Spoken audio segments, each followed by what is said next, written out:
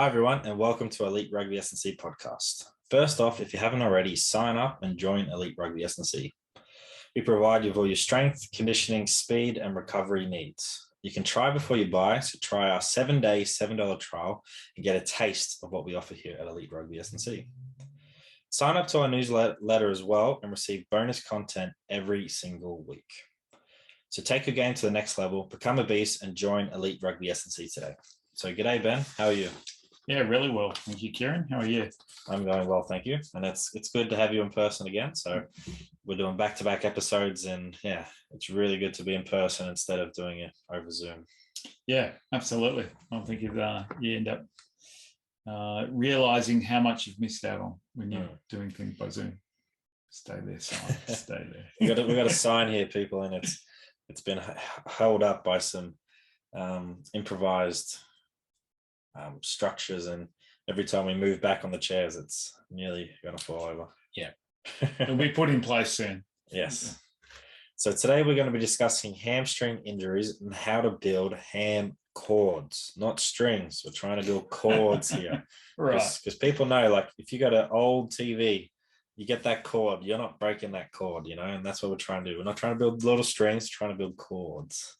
I thought people would like that. So first off, infograph research that Ben shared with me the other day is from the British Journal of Sports Medicine, and they looked at the mechanics of acute hamstring strains in rugby, and they found 12% of injuries occur during training. The mechanism of injury is running, decelerating, kicking during a tackle, rucking, and direct contact. There was also a combination of trunk flexion with knee extension. It was a common way of the hamstring to cause an injury. And it also involved ipsilateral trunk rotation as well. So just going from this research done by the British Journal of Sports Medicine, what are you thinking in your thoughts there, Ben? Yeah, so straight away, and it was the topic the trunk, and it plays a massive role in that. And I think back to a PD thing that I was part of this year, and the old head physio for the Waratahs had a great case study of a person that had 10 to 12 episodes of hamstring issues through a season. And they're really trying to get down to the crux of it. And something that plays a massive role is the coordination and bracing of the core. So a lot of people think it's just running. Well, it is running. It's a lot of these things occur when you're actually doing something other than running, like catch pass, decelerating, changing suddenly. Some of it has to do where your foot position and so forth if you're trapped in contact. But it's the coordination of the activity, not just how strong the cord is or how big the cord is. It's the right impulse at the right time with the right amount of co-contractions from other areas to create that movement. That's why it's a bit more of a complex problem than the way most people seem to try and solve problems is make stronger better. It's actually the coordination and strength of the activity as well. And if you haven't already, definitely go back and listen to our trunk integrity episode, and we touch upon that of just how important having a strong core is, and training it in different planes of motion is to sports performance as well. And before we move on, it just reminds me of, or just thinking about it, is when people are getting these injuries, they're thinking, okay, we just need to build the hamstrings.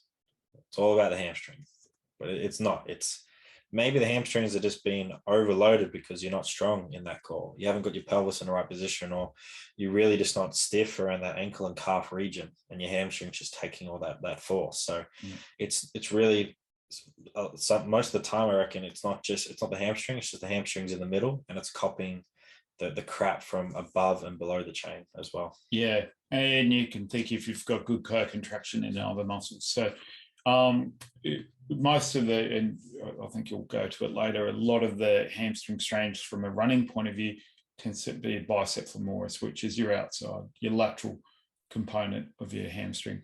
If you are getting medial hamstring problems, usually if you check the groin or the adduction ability on the side that people tend to get that medial hamstring problem is usually weaker than the other side, because it acts, the adductor acts as your fourth hamstring. So a lot of that medial problem is actually because the groin's weak. So the hamstring's trying to do the hamstring work and adduct the groin. Okay. And like you're saying, above and below, making sure that in your posterior chain work that your glutes and hamstrings are firing in sequence, rather than just thinking I could solve this problem by making the hamstring strong. And also adding different rotations, so you could be doing a single leg back extension and actually twisting a plate from side to side, and that's giving the ability to spread the load across as you're actually rotating as well. So it's not just thinking singular plane, such as a Nordic will solve my problems because it makes it stronger. You've got to actually look at the coordination of the movement and where the breakdown point is. And something that we emphasize a lot at Elite Rugby SandC with our Become a Beast program is running is a skill, and we teach you how to run better, and being able to run better is going to then put less stress on that hamstring and distribute that load evenly throughout the body. So definitely making sure that you know how to run and run efficiently is going to help prevent that injury from occurring. Yeah, and sort of something that you, as you build up your running tolerance, probably something that they look as, and they're calling it like an immunization against hamstring issues, is actually running fast, actually getting a couple of max velocity runs in each week.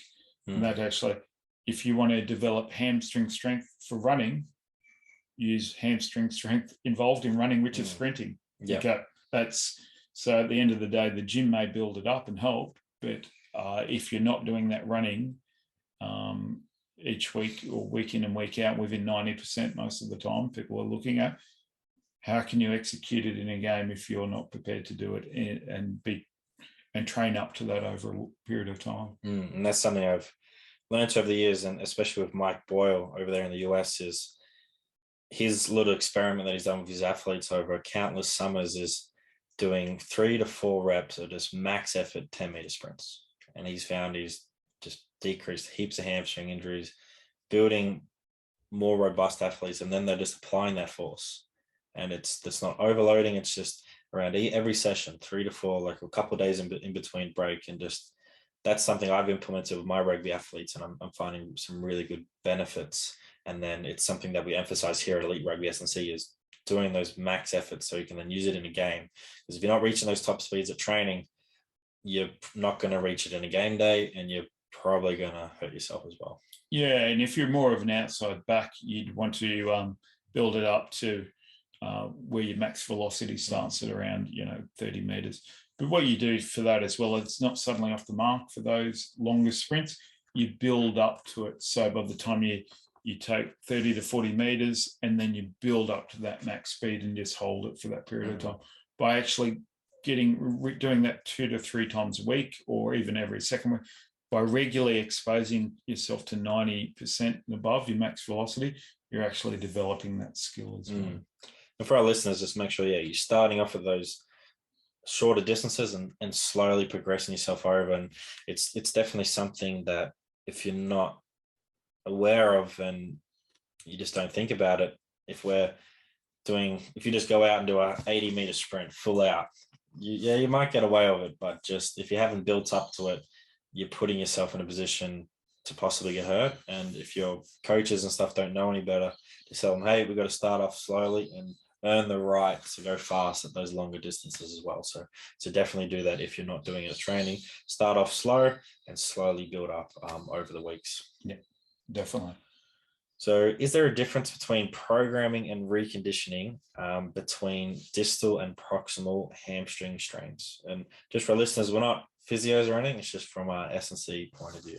Yeah, I definitely think so. So for people that want to know, distal means more towards the knee, and proximal needs more towards the hip, so the upper thigh there. So what I'll do is I'll jump to your thoughts on programming, and then I'll jump into some experiences that I've had sort of rehabilitating or even training people. Yeah, so definitely the programming aspect is making sure that I'm targeting both ends of that and making sure I've got exercises. So for instance, an RDL, it's a perfect exercise because it's targeting both areas evenly and getting a really good bang for your buck. But we're also putting in some sort of a Nordic or a slide board as well. If you've got those X sliders, or which are really good, and then also doing some GHD holds, single leg and double leg in that boss position, and really challenging athletes in that. But then it's also then what we've talked about, putting that into practice as well, putting into run tech as well, making sure we're in a good, stable hip position. When it comes to reconditioning between distal and proximal, obviously we're trying to manage pain, but it's knowing what exercises you can and can't do. So if you have a proximal injury, then maybe we try and load up that distal part and make sure those fibers are still working, and vice versa. If it was a distal, see if we can load up that proximal aspect, obviously in accordance with the physio's wants. And then it's just slowly getting it strong and then getting it back to the field and just building it up over time. And if you want to do work on the fourth hamstring, those adductors, then yeah, definitely do that as well. It's a great way to train it. And there's a difference, but it's not too much of a difference. It's just what things can and can't do. So just slowly changing that, I would say. Yeah.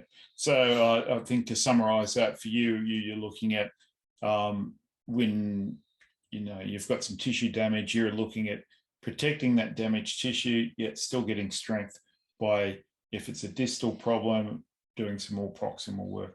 If it's a proximal problem, doing more distal work. And you can do some isometric work, which is non-lengthening exercise, because that doesn't create as much muscle damage or DOMS as well. And that seems to be a key thing at foot strike position as well, so that you've got an isometric load and the tendons can actually work as well. So the muscles contract, allowing the tendons to do their thing. And now throwing it back to you, is there anything else you want to add on to that question? Yeah, so for me, I'd prefer as much single leg as I can get to.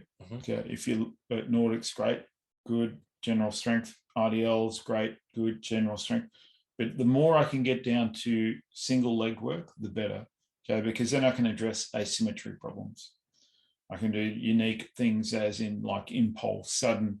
Once they're if they're an uninjured player, say they're doing some work in a GHD in that 20-degree knee bend position, they can get a weight and drop it. Okay, so that sudden impulse that you get for a hamstring, you can actually do it where you're doing some rotation. I've had, and why I wanted to ask that question before, I alluded to, there was a guy that I once coached that had 2 ACL reconstructions on the one knee year after year. Right? For him, when we did some NORBOARD testing, like he was down strength by 65% on one side. So this was his only opportunity to get into a 20s program, for a state 20s program. Like he was going to miss his window. So rather than doing RDLs, rather than doing Nordics or anything like that, single leg Bosch work, we went from isometric to pulses to twisting. 10 weeks later, when we did some NORBOARD testing without doing any Nordics, his asymmetry had improved up to 85%. So that's a massive, like, it's still not perfect, but in that period of time, an eccentric test improved by doing single leg isometric work. Okay, for me, that returned his hamstring to function. And people were saying, why didn't I do so much eccentric work or double leg work? Because this strong hamstring would dominate. It would absolutely dominate. If you ever watched someone doing a Nordic or an RDL in that position, their hips end up twisting when they've got to have a dominant side. So as much work as I can do single is my preferred exercise. That's what I tend to do. And that's the reason for it. Yeah. And I think we get lost with doing heaps of Nordics into programming and it's in sort of research as well. It's just a tool, and obviously use that tool if you think it's valuable. But there's many different ways that we can build up that strength. Yeah. And I think that's very important as well. Yeah, absolutely. Look, I'm not saying don't do that. I did do an experiment once of doing 10 sets of 10 Nordics. As it's many years ago, going back to the early 90s, there was a bodybuilder that said, if you want to know how an exercise works on you, and he wasn't running or anything, so he could do that, do 10 sets of 10 and you quickly learn how it affects you. For me, doing the Nordics, I found that my hips twist. So on my right side, my bicep femoris flared up. On my left leg, a medial hamstring really flared up. Where I've only had 2 hamstring injuries ever in my life. Bicep femoris on my right, and then a medial on my left. So would that mean that the stuff that the part of my hamstring for the way I work, and that's a study of 1, so whatever, did that wear out because it's the strongest, so it wasn't spreading the load across? So that's always the way I like to think about it. It's just, did that break down because it's weak, or did it break down because it's been the preferred recruitment because it's stronger than other parts? And how did you go sitting on the toilet the next week after those hamstrings just getting dominated? Well, my glutes weren't sore. It was just bending over to do my shoelaces up or anything like that. Yeah. No, definitely. Yeah. So something that we just touched upon, but as our next question. So when programming in the gym, what are you doing to build up strength and resilience in those hamstrings? Are we focusing more on the eccentric, concentric, or isometric? And we're also wanting to allude to, like, what are your weapons and armor? Yeah. Okay. So, building up, I'd definitely go for isometric, and that can go from single leg to double leg, and then going from those single legs where you're doing pulses or to heavier weights, building up, but also making sure you're doing double leg work, whether that you choose to do RDLs or Nordics. I'm not too fast with. I think from a rugby point of view, I think RDLs have a greater crossover, do you think, to breakdowns, that type of stuff, getting caught in weird positions. But we know eccentrically, like if you're stimulating your hamstrings eccentrically, they get stronger really quickly. So I would just target different things, knowing that you've got different aspects. And if you have a little sprinkle on multiple days, you're better than a massive, big posterior chain day. I think you're digging people into a bit of a hole if you do that. So the beginning of the week, I'd do some isometric work. Later in the week, I could do some eccentric or RDL type work, depending whether it's pre-season or in season. How about your thoughts? Yeah, so when programming in the gym, it's definitely so for our listeners, when I said weapons and armor, weapons is our big lifts where we're trying to get that force production, and our armor is where we're trying to build up that muscle. So it's making sure that I've got a good eccentric exercise throughout that week that's obviously tearing down the muscle but making it really strong over time, progressively overloading it. But then I'm also focusing on the concentric of, like, say, a trap bar deadlift. Very big fan of the trap bar deadlift. And also, let's say, a hip thrust as well. I really like those movements, just to load it up, get some force, get the boys moving it really fast, and building that weapon. But then isometrically, I haven't had the privilege of having GHDs in the gyms that I've been at. So that's where we've been doing a lot of Chinese planks. So just flipping over onto 2 benches and just getting strong in that run tech position, but then also putting some light weight on the hip. So they have to force themselves up into that position that we want, that ideal position. Yeah. But then also, so for this week, for a couple of my rugby athletes that I train here in person in Canberra, is getting a plate and pushing it side to side while maintaining that position as well.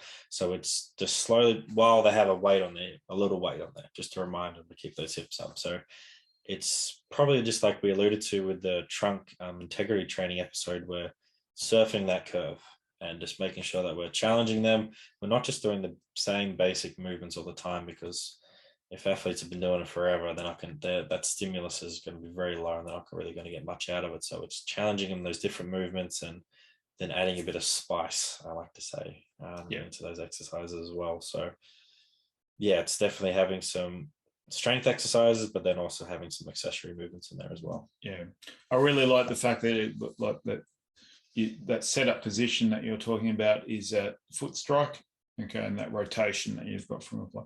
I think that's should be something that people should look at. Is there part of that study where they actually looked at the mechanics? They did say, yeah, it's just like in terms of the injury mechanism. Yeah. And they were saying loading hamstrings at different lengths while challenging multiplane trunk stability can be effective at preventing muscle strains. Sounds like exactly what you were doing there. Yeah, definitely. Yeah. I registered earlier, that's why. Yeah, this is the first time reading the study as well, so ahead of the curve, some might say. No. And then look, that was a good looking at actually rugby players. I think it was in Ireland. So yeah. Fantastic that people are contributing and helping in the reset. So when programming for the field, what are you doing to build up muscle and strength resilience in the hamstrings? I think we've actually talked about all of that before. It's the sprinting, building up slowly, building up the tolerance to sprinting, having a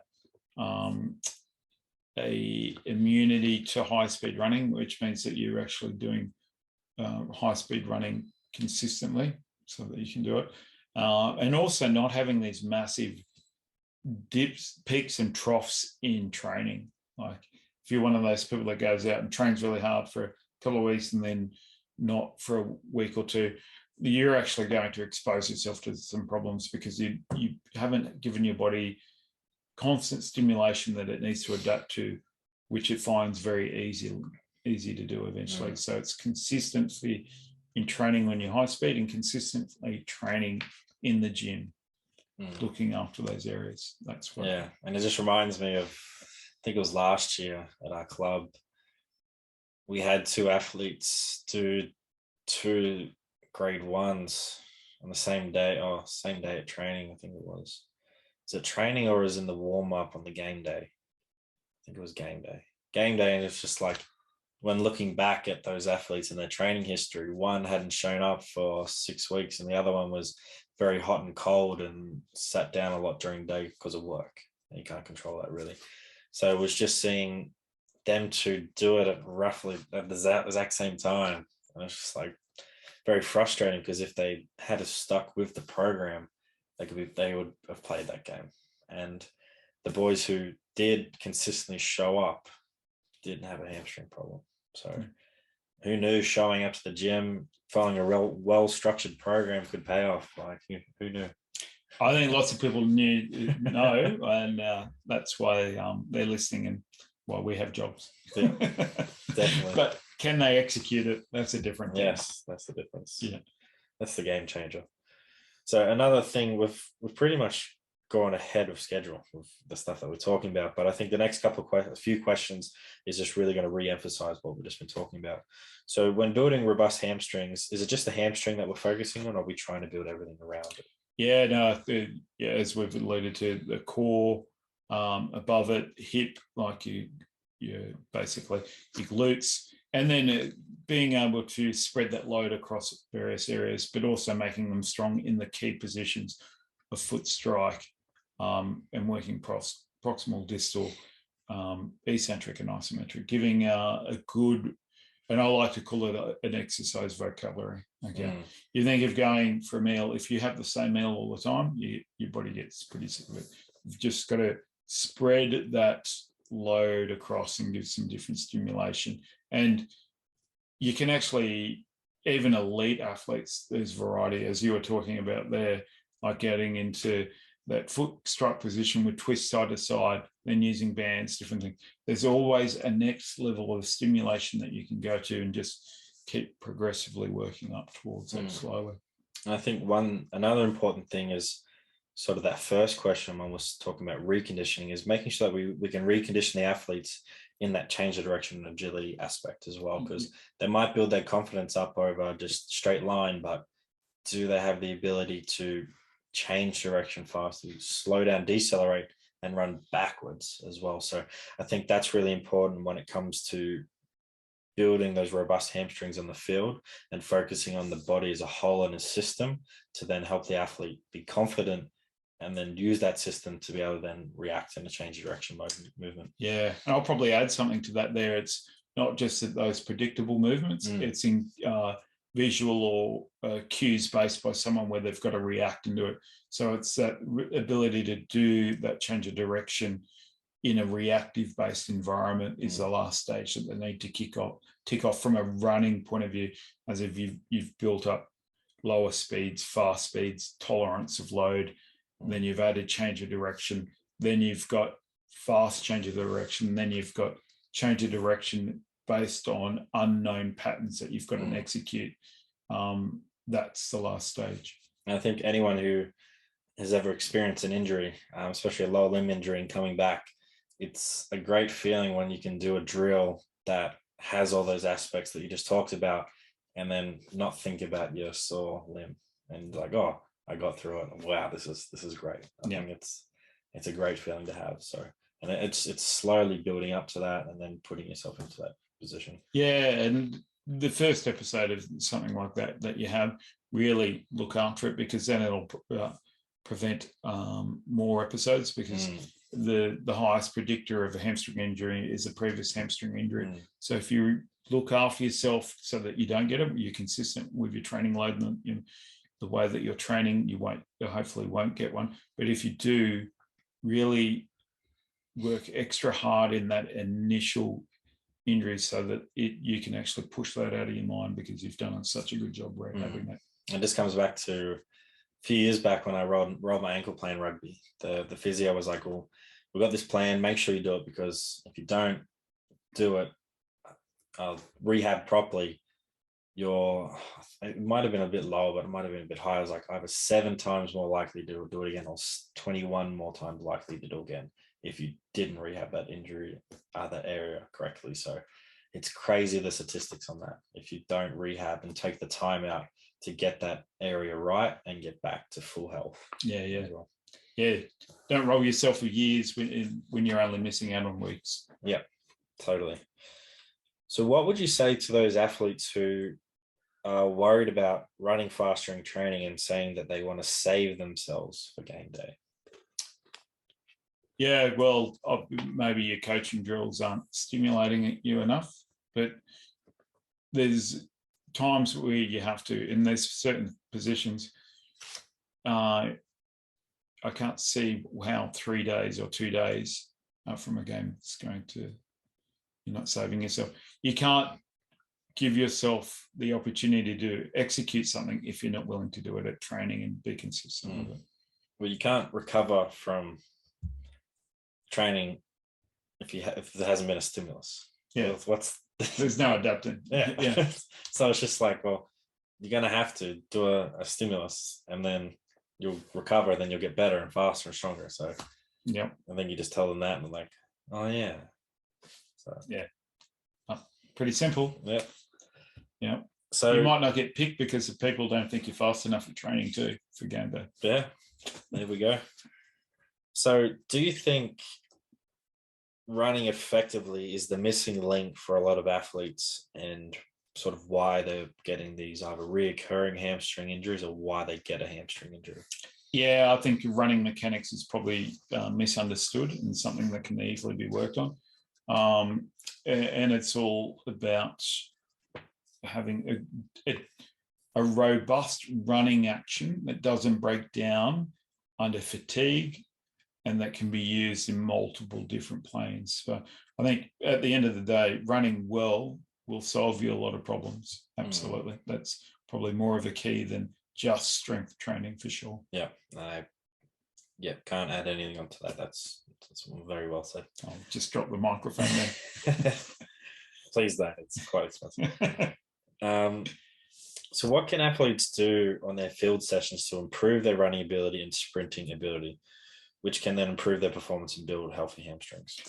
Just join our program. Yeah, we'll take it through it. Easy done. That's the episode today. Yeah, that's it. Yeah, and it's learning some drilling and foot placement would be the key. That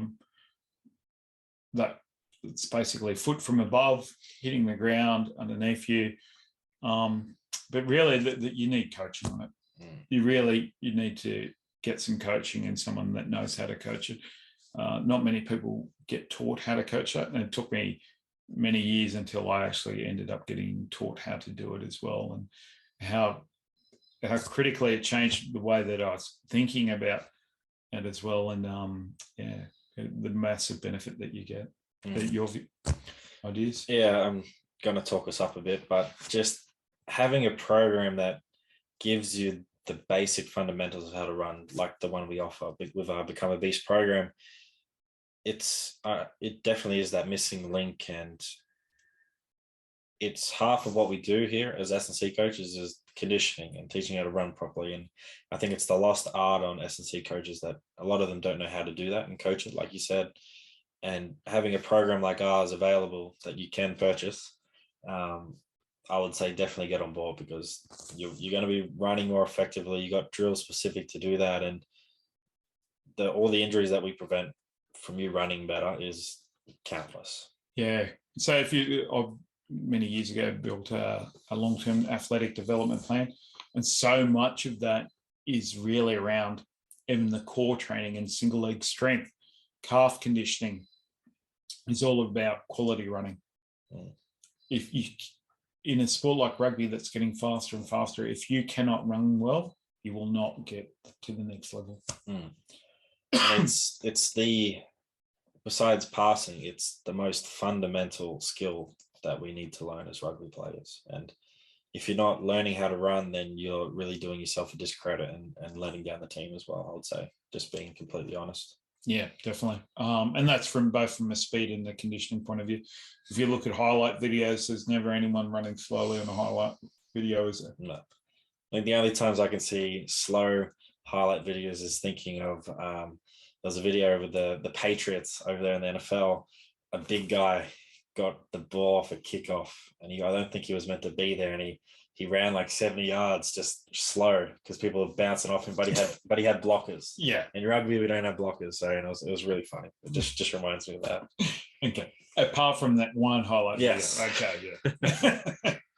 So building off our last episode, we have fan questions. So if you got a question for us, definitely send it through. We can answer 1 to 2 questions per episode moving forward. So Supreme Kai, who's my good friend Sueli, definitely big shout out to him. So he commented saying, at what age should rugby athletes look and decide that rugby is their main focus and sole focus and try to make a career out of playing rugby? Yeah, so that's a really good question. If you look at the research, what leads to really good juniors and really good seniors, they're actually opposite. So if to be a really good junior, in a meta-analysis study, they looked at early specialization in your sport meant that you're good at a junior level. Okay, that means that you'd make those junior rep teams, so forth. But when they looked at it, the adult, where it's the professional world, like the broadest sporting outlet that people had growing up led to a greater ability within one sport. So I'd say don't specialize too early. Okay. Enjoy playing rugby, work hard at it, but you need other sports as well and other activities to develop other hand-eye coordination skills, different outlets. You don't want to have that specialization until I think you start looking at year 12 plus. Okay, you still should be involved in other sporting activities because that will limit, looking at the research, that could potentially limit how far you'll go in the adult world versus the junior world. Yeah, definitely. And for me, as an example, like I played multiple sports growing up, but it wasn't until, let's say, I reached high school that I continued to play baseball until I was around 15, and then I stopped because I just really wanted to focus on rugby. And I sort of regret that looking back on it, but I did play baseball for 5-6 years, and being able to move laterally really helped me, and just understanding and reading the ball movement helped me for rugby. And learning how to throw and those throwing mechanics helped me then later in my career become a better hooker. And also just playing basketball helped me able to shoot and follow through. So you sort of think of all these different movements in different sports and how you can help it back to your main sport that you're going to specialize in.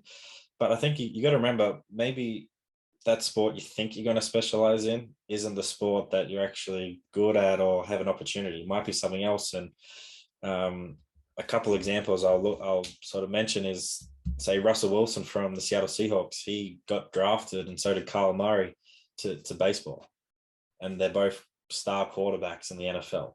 So they can go back to baseball whenever they want to. There's a contract waiting for them. Wow. And like they both specialized in multiple sports growing up and well into their college careers, but then chose to obviously go to the NFL. And it also reminds me of Nick Kyrgios, who, famous tennis player, he loves basketball. And who knows how much of that love of basketball and playing basketball has helped him become a better tennis player as well. So I think there's heaps and heaps of examples out there that playing multiple sports really, really helps and increases your chance of more likely to hopefully go pro, but also just have a really good long career in the sport that you do end up decide making your sport. Yeah, and it's also, remember, the reason why you're playing sport is because it's fun. So even having an outlet of different sports that are fun from the elite, and I don't know any really good football player that isn't very good at another sport as well. So I think you need to keep that in mind and enjoy rugby, try and get good at it, work hard, but also enjoy the experiences of other sports for sure. Don't specialize too early. And if you've been following the Brumbies Instagram page throughout their preseason, a lot of the stuff they've been posting is the boys juggling with soccer balls, passing different balls, having different objects in their hands while passing, and just multiple challenges like that as well. So if you can implement little things like that into your warm-up or just halfway through the session or at the end of the session, who knows, like just all those little times focusing on different skills and all that can definitely increase the fun of playing the sport and can definitely transfer later on as well. So I think that was really cool from the Brumbies to do all those little challenges and challenge the boys in certain games. And yeah, it was really cool to see. Yeah, when people are working hard, you've got to give them fun as well. Yes. I think better than a bit of fun and silly challenges. And I think just the last part of that question from Supreme Kai is, when you want to try and make a career out of that main sport, I think it comes back to you when you think you're ready, and also talking to your parents and just your support group. Like, if you really want to make it in that sport, spend time with them and then make that decision. And whatever age that is, then stick with it and make a clear path to be able to get there. I don't think you have to be 18 to then make a career out of it. It's just when you can make sure that you can just focus on it and make that decision to yourself and that yes, I want to make rugby my sport, I'm going to go for it. It just really comes down to you as a person and the support group around you. And also just remember that you are potentially an injury away from not playing and different things, so always have another outlet as well. Like, just don't put all your eggs in that one basket. Work hard, but enjoy the process. 100%. So thanks for tuning into another episode of Elite Rugby SandC podcast. Remember to like, subscribe, and rate Elite Rugby SandC on Spotify, YouTube, and Instagram. Sign up to become a VEAST via the link in our description or via our Instagram page. And also sign up to our newsletter and start to receive free bonus content each and every single week. So don't wait, make that good decision and join Elite Rugby SandC today. So thanks for everyone for listening, and thank you, Ben. Yeah, thanks, Kieren. Fantastic. Loving the conversation. And feel free to get in contact and ask good questions like we've had. Yes, definitely send in your fan questions and we'll definitely answer them throughout the many episodes that we're going to be doing. Yeah. And if you don't want to be named, that's fine.